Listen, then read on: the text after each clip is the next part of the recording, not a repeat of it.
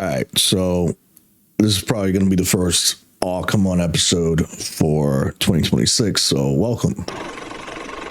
All right, it's showtime.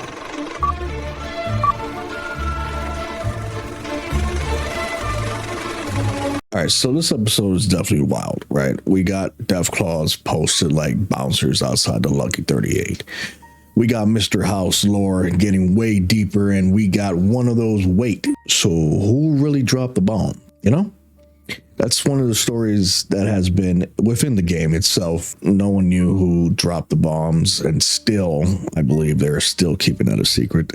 But who knows? Maybe we'll find out by the end of this series. Moments where the show is basically looking at the camera like, yeah, we see your Reddit threads. Spoilers, obviously. Let's break down Fallout Season 2, Episode 5, which is called The Wrangler. So what's good, y'all? It's Chaz, and this is All Come On, where we talk about movies and TV like it's a lifestyle. If you like breakdowns, some Easter eggs, and what the heck just happened kind of energy, you're in the right place. Welcome.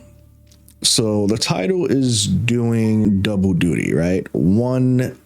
On one hand, we have, it's basically pointing at Mr. House because the vibe is somebody is managing the chaos. And on the other hand, it's pointing at Cooper by the end because that final image, right? That's straight up riding the bomb energy like Dr. Strangelove style madness.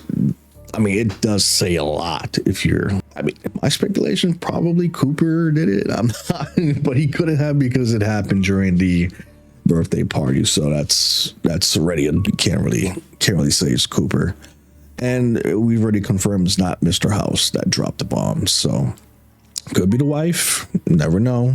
She wasn't with him that day. But like bro really said, if the world is ending, I'm doing it with style.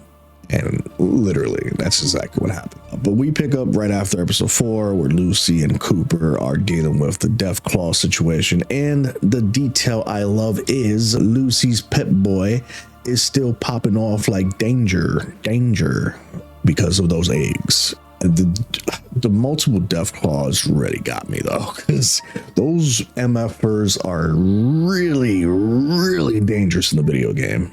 If you know, you know. And then it hits you, right? This isn't just one Deathclaw problem. This is a whole nest. Now, here's a spicy theory energy, though.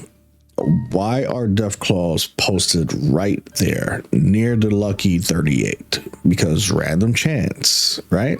Nah, I doubt it's random chance. This feels like someone allowed it, like a living security system, you don't belong here deterrent, you know? But if you know Mr. House, that's exactly his type of petty brilliance, should we say.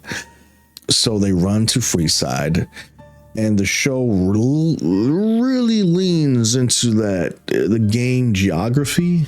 We get the entrance wall vibe, the you're either worthy or you're not separation kind of thing.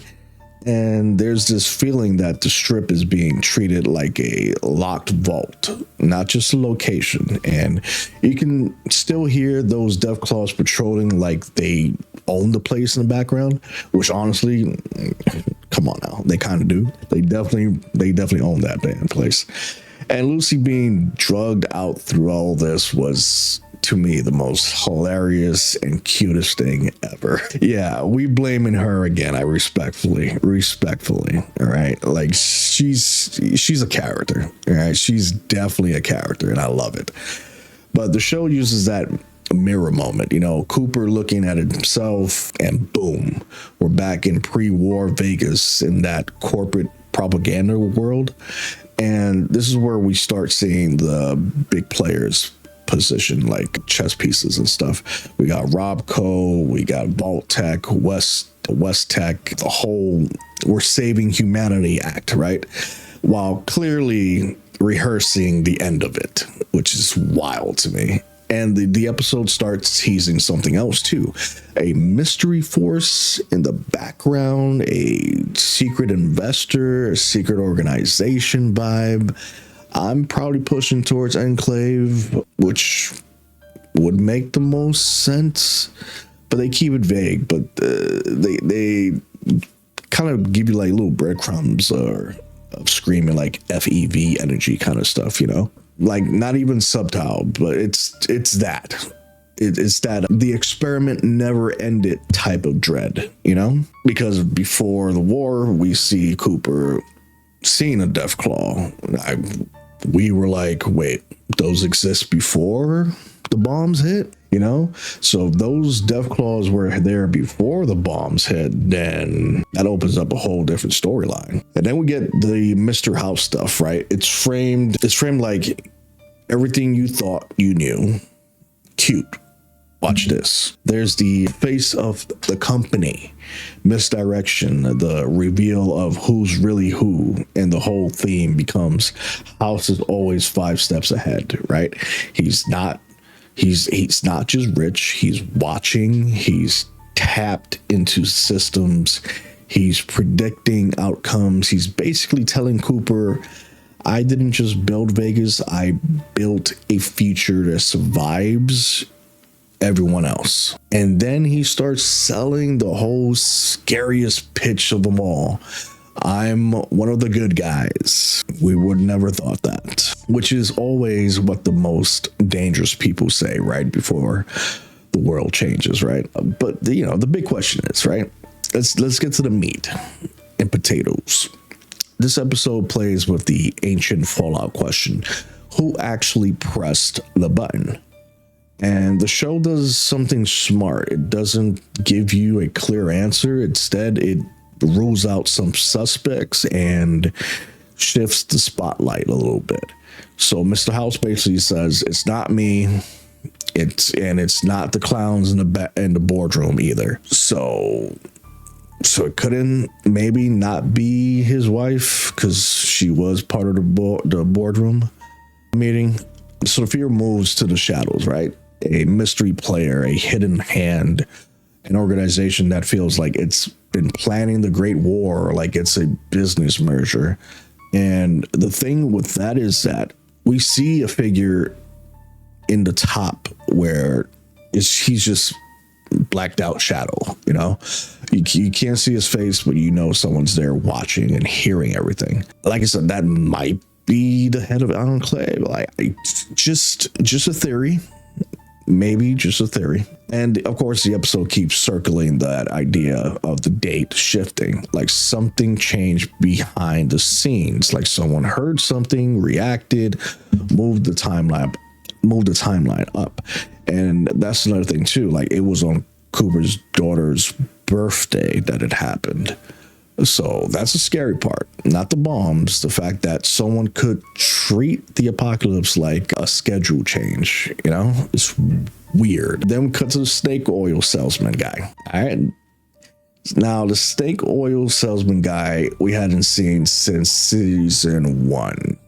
And at first it feels like comic relief until it doesn't, because that mind control chip test, that's not just a gag. It wipes memories, keeps skills, turns you into a functional puppet, basically. A perfect employee, a perfect citizen, a perfect tool. And when you pair that with the corporate Vault-Tec energy, it's not a random subplot, it's the blueprint. So back with Norm's side, we get more company secrets hiding in plain sight, basically.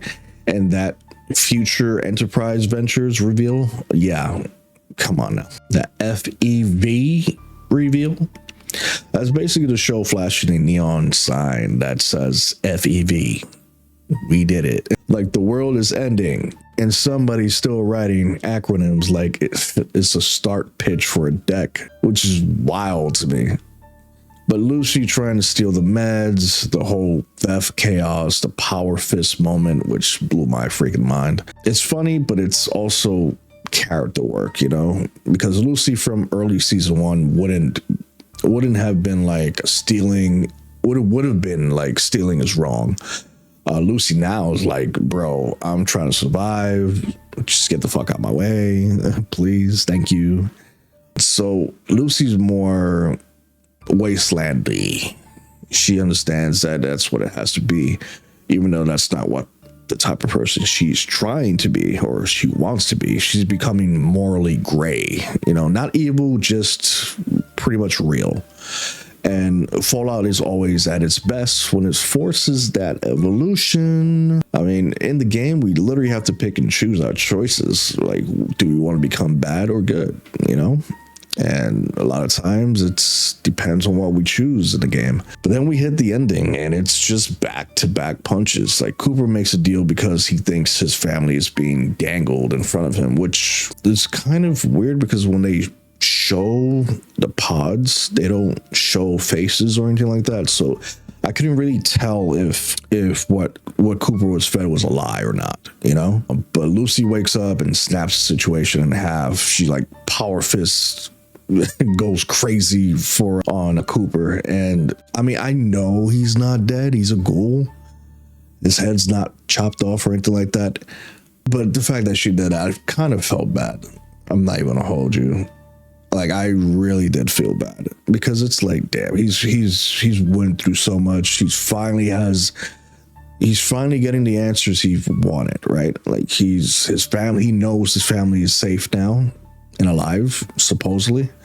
And then, to be betrayed by Lucy, even though he just finished saving her, and then back-to-back saving from him and her, it kind of, yeah, I felt really bad for him when she punched him out that window, because it was like, fuck. Like, I get it because he betrayed her, but at the same time, his situation is justifiable too. I mean, he would find a way to go in and get out, right, without her or without getting hurt.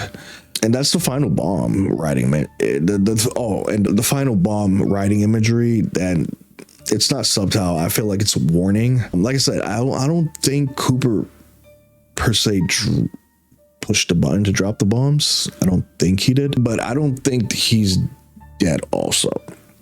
I know I've seen a lot of videos out there saying, oh man, they just killed off a main story character. I don't think he's dead. I mean, we'll see in the next episode, but I'm just very curious to know why people think he's dead. He's a ghoul. My boy got shot with an arrow in the neck and still survived. So I'm talking about the other guy that turned into a ghoul.